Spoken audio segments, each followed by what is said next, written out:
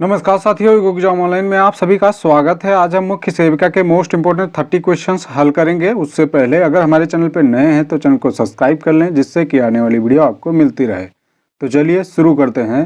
पहला प्रश्न है, गर्भावस्था में कौन सी समस्या उत्पन्न होने का भय रहता है? गर्भपात, अपरिपक्वता, गुर्दे का संक्रमण या उपरोक्त सभी? तो इसमें आपका डी ऑप्शन राइट हो जाएगा, उपरोक्त सभी। गर्भावस्था स्त्री के लिए बड़ी संवेदनशील अवस्था होती है। गर्भावस्था सभी महिलाओं के लिए आसान नहीं रहता। इस दौरान महिलाओं को कई स्वास्थ्य से जुड़ी समस्याओं का सामना करना पड़ता है, जैसे गुर्दे का संक्रमण, उच्च रक्तचाप, मधुमेह जैसी समस्याओं का सामना भी करना पड़ता है। अगला प्रश्न है, सगर्भता काल की अवधि होती है अंडे के निर्माण से उसके गर्भाशय में पहुंचने तक, अंडे के निर्माण से उसके शुक्राणुओं से मिलने तक, निषेचन से जन्म तक या जन्म से लेकर 4 सप्ताह तक। तो इसमें आपका सी ऑप्शन राइट हो जाएगा, निषेचन से जन्म तक। सगर्भता की अवधि निषेचन से जन्म तक होती है। मानव सगर्भता की औसत अवधि लगभग 280 दिन या 40 सप्ताह होती है। अगला प्रश्न है, गर्भकालीन अवस्था होती है गर्भाधारण से 2 सप्ताह, गर्भाधारण से जन्म तक, गर्भाधारण से 8 सप्ताह तक या जन्म से 14 सप्ताह। तो इसमें आपका बी ऑप्शन राइट हो जाएगा, गर्भाधारण से जन्म तक। गर्भकालीन अवस्था को 3 भागों में विभाजित किया गया है, बीजावस्था, भ्रूणावस्था और गर्भावस्था। अगला प्रश्न है, ओआरएस में ग्लूकोज इसके लिए मिलाया जाता है? सोडियम का अवशोषण, ऊर्जा का स्रोत, स्वाद या कोई नहीं? तो इसमें आपका बी ऑप्शन राइट हो जाएगा, ऊर्जा का स्रोत। ओआरएस में ग्लूकोज ऊर्जा के स्रोत, सोर्स ऑफ एनर्जी के लिए मिलाया जाता है। अगला प्रश्न है, अघुलनशील और संश्लिष्ट आहार में घुलनशील और सरल आहार में रूपांतरण कहलाता है? ऑप्शन है आत्मसात्करण, आधारीय चयापचय, पाचन या आहारिकी। तो इसमें आपका बी ऑप्शन राइट हो जाएगा, आधारीय चयापचय। अघुलनशील और संश्लिष्ट आहार का घुलनशील और सरल आहार में रूपांतरण आधारीय चयापचय कहलाता है। अगला प्रश्न है, निम्न में सामान्यतः कौन सा संतुलित आहार के लिए आवश्यक नहीं है? फल व सब्जी, सलाद, दालें या चाय? तो इसमें आपका डी ऑप्शन राइट हो जाएगा, चाय। संतुलित आहार वह भोजन है जिसमें सभी पौष्टिक तत्व व्यक्ति विशेष की शारीरिक मांग, आयु, वजन एवं क्रियाशीलता अवस्था आदि के अनुसार उचित मात्रा एवं अनुपात में मौजूद हो, संतुलित आहार कहलाता है। अगला प्रश्न है, जीवन रक्षक घोल निम्न अवस्था में दिया जाता है? निर्जलीकरण, बुखार, खांसी या सिर दर्द? तो इसमें आपका ए ऑप्शन राइट हो जाएगा, निर्जलीकरण। जीवन रक्षक घोल निर्जलीकरण अवस्था में दिया जाता है। शरीर में सामान्य से कम मात्रा में जल रह जाना ही निर्जलीकरण कहलाता है। अगला प्रश्न है, मिसिंग वुमेन की संकल्पना निम्न में से किसके द्वारा प्रतिपादित की गई है? अमर्त्य सेन, रोमिला थापर, सी रंगराजन या बिपिन चंद्रा? तो इसमें आपका ए ऑप्शन राइट हो जाएगा, अमर्त्य सेन। मिसिंग वुमेन संकल्पना का प्रतिपादन नोबेल पुरस्कार विजेता अमर्त्य सेन द्वारा किया गया है। अगला प्रश्न है, हिंदू उत्तराधिकार अधिनियम 1956 निम्न में से किस पर लागू होता है? वर्ष 1950 से भारत में रहने वाले प्रत्येक समुदाय पर, मुस्लिम को छोड़कर भारत में रहने वाले सभी समुदाय पर, हिंदू, सिख, बौद्ध एवं जैन पर, केवल हिंदू पर? तो इसमें आपका सी ऑप्शन राइट हो जाएगा, हिंदू, सिख, बौद्ध एवं जैन पर। हिंदू उत्तराधिकार अधिनियम 1956 हिंदू, सिख, जैन, बौद्ध धर्मावलंबियों पर लागू होता है। अगला प्रश्न है, रक्त तथा विवाह संबंधों पर आधारित व्यवस्था को कहते हैं? परिवार, गोत्र, नातेदारी या संयुक्त परिवार? तो इसमें आपका सी ऑप्शन राइट हो जाएगा, नातेदारी। सामाजिक रूप से मान्यता प्राप्त ऐसे संबंधों को नातेदारी कहा जाता है जो रक्त विवाह पर आधारित होते हैं। अगला प्रश्न है, हिंदू विवाह के निम्नलिखित प्रकारों में से कौन सा उत्कृष्ट कोटि का विवाह नहीं माना गया है? ब्रह्म विवाह, दैव विवाह, गांधर्व विवाह या आर्ष विवाह? तो इसमें आपका सी ऑप्शन राइट हो जाएगा, गांधर्व विवाह। हिंदू धर्मशास्त्रों में ब्रह्मा विवाह, प्रजापति विवाह, दैव विवाह और आर्ष विवाह को श्रेष्ठ तथा गांधर्व विवाह, असुर विवाह, राक्षस विवाह तथा पैशाच विवाह को हीन माना गया है। अगला प्रश्न है, भारतीय बाल कल्याण परिषद की स्थापना कब की गई थी? 1952, 1953, 1954 या 1955? तो इसमें आपका ए ऑप्शन राइट हो जाएगा, 1952। भारतीय बाल कल्याण परिषद की स्थापना 1952 में की गई थी। अगला प्रश्न है, भारत में संविधान के किस अनुच्छेद के अंतर्गत अनुसूचित जाति एवं अनुसूचित जनजाति की महिलाओं को पंचायती राज व्यवस्था में 1/3 आरक्षण देने का प्रावधान किया गया है? अनुच्छेद 334, अनुच्छेद 335, अनुच्छेद 341 या अनुच्छेद 243? तो इसमें आपका डी ऑप्शन राइट हो जाएगा, अनुच्छेद 243। अनुच्छेद 243 के अंतर्गत अनुसूचित जाति एवं अनुसूचित जनजाति की महिलाओं को पंचायती राज में 1/3% आरक्षण देने का प्रावधान किया गया है।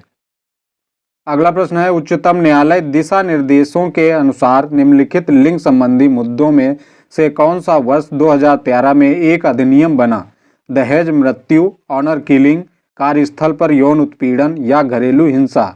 तो इसमें आपका सी ऑप्शन राइट हो जाएगा, कार्यस्थल पर यौन उत्पीड़न। उच्चतम न्यायालय के दिशा निर्देशों के अनुसार लिंग संबंधी मुद्दों से कार्यस्थल पर महिलाओं के साथ यौन उत्पीड़न रोकथाम, निषेध और निवारण अधिनियम वर्ष 2013 में बना। जिन संस्थाओं में 10 से अधिक लोग काम करते हैं उन पर यह अधिनियम लागू होता है। अगला प्रश्न है, कार्यस्थल पर महिला उत्पीड़न रोकथाम, निषेध एवं निवारण अधिनियम किस वर्ष अस्तित्व में आया? 2011, 2012, 2013 या 2014? इसमें आपका सी ऑप्शन राइट हो जाएगा, 2013। कार्यस्थल पर महिला उत्पीड़न रोकथाम, निषेध एवं निवारण अधिनियम वर्ष 2013 में अस्तित्व में आया। अगला प्रश्न है, एकीकृत शिशु विकास सेवा कार्यक्रम ICDSP अपनाया गया? ऑप्शन है 1964 में, 1971 में, 1974 में या 1977 में? तो इसमें आपका सी ऑप्शन राइट हो जाएगा, 1974 में। सन 1974 में बाल नीति स्वीकार किए जाने के बाद एकीकृत शिशु विकास सेवा कार्यक्रम अपनाया गया।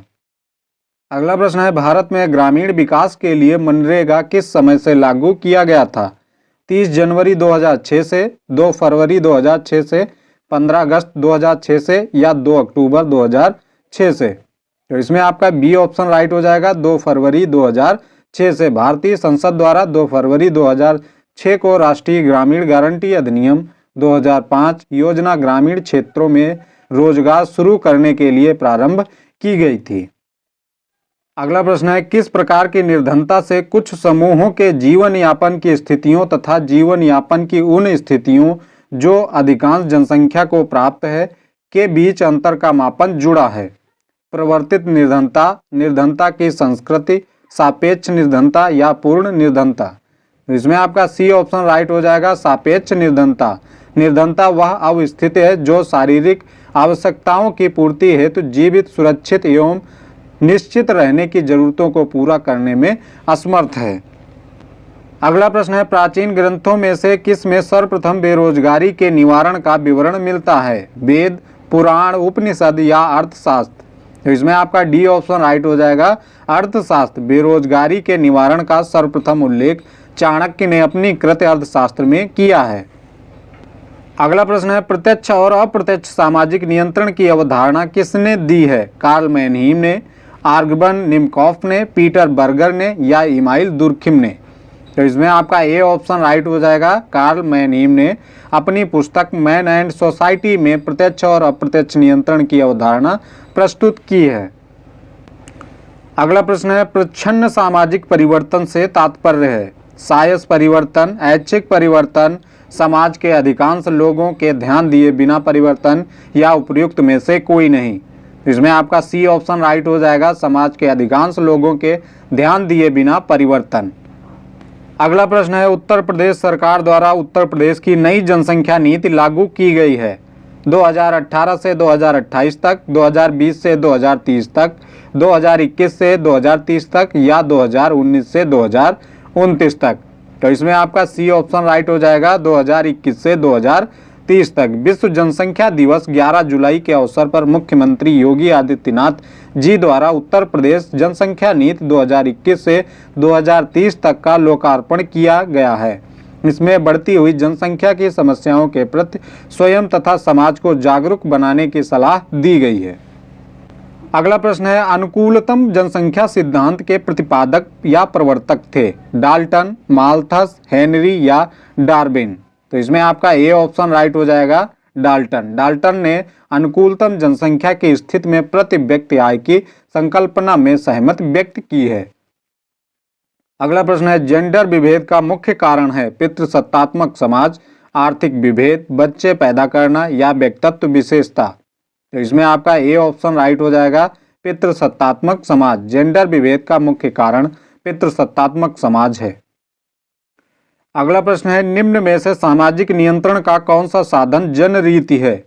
नमस्ते करना, अंतर्विवाह, बहिर्विवाह या एक विवाह। तो इसमें आपका ए ऑप्शन राइट हो जाएगा, नमस्ते करना।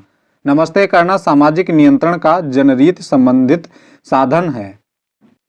अगला प्रश्न है, एक बार चेचक हो जाने के बाद प्रायः उस व्यक्ति को दोबारा चेचक नहीं होता है। प्राकृतिक प्रतिरक्षा के कारण, कृत्रिम प्रतिरक्षा के कारण, अर्जित प्रतिरक्षा के कारण या निष्क्रिय प्रतिरक्षा के कारण। तो इसमें आपका सी ऑप्शन राइट हो जाएगा, अर्जित प्रतिरक्षा के कारण। एक बार चेचक हो जाने के बाद प्रायः उस व्यक्ति को दोबारा चेचक नहीं होता है। यह रोग दिसंबर से मई जून तक फैलता है। वर्षा काल में यह रोग समाप्त हो जाता है।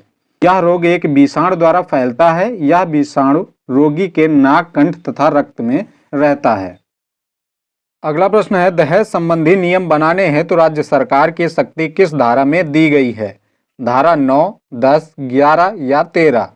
तो इसमें आपका बी ऑप्शन राइट हो जाएगा, धारा 10। दहेज प्रतिषेध अधिनियम 1961 की धारा 10 में राज्य सरकार की दहेज के संबंध में नियम बनाने की शक्ति वर्णित है। अगला प्रश्न है, झगड़ा सुलझाने का सबसे अच्छा तरीका है हावी होना, स्वयं को प्रस्तुत करना, वार्ता या समझौता। तो इसमें आपका डी ऑप्शन राइट हो जाएगा, समझौता। झगड़ा सुलझाने का सबसे अच्छा तरीका समझौता या एकीकरण है। अगला प्रश्न है, सौदाई क्या है? पुरुष धन, स्त्री धन, पुत्र धन या इनमें से कोई नहीं। इसमें आपका बी ऑप्शन राइट हो जाएगा, स्त्री धन। सौदाई स्त्री धन होता है। अगला प्रश्न है, सूर्य की किरणों से निम्न कौन सा विटामिन प्राप्त होता है? विटामिन के, विटामिन ए, विटामिन ई या विटामिन डी। तो इसमें आपका डी ऑप्शन राइट हो जाएगा, विटामिन डी। सूर्य की किरणों से विटामिन डी प्राप्त होता है। विटामिन डी वसाओं में विलेय विटामिन है। यह अस्थियों को मजबूत बनाए रखने के लिए बहुत महत्वपूर्ण है। आज की वीडियो कैसी लगी कमेंट बॉक्स में जरूर बताएं। मिलते हैं अगली वीडियो में, तब तक के लिए जय हिंद।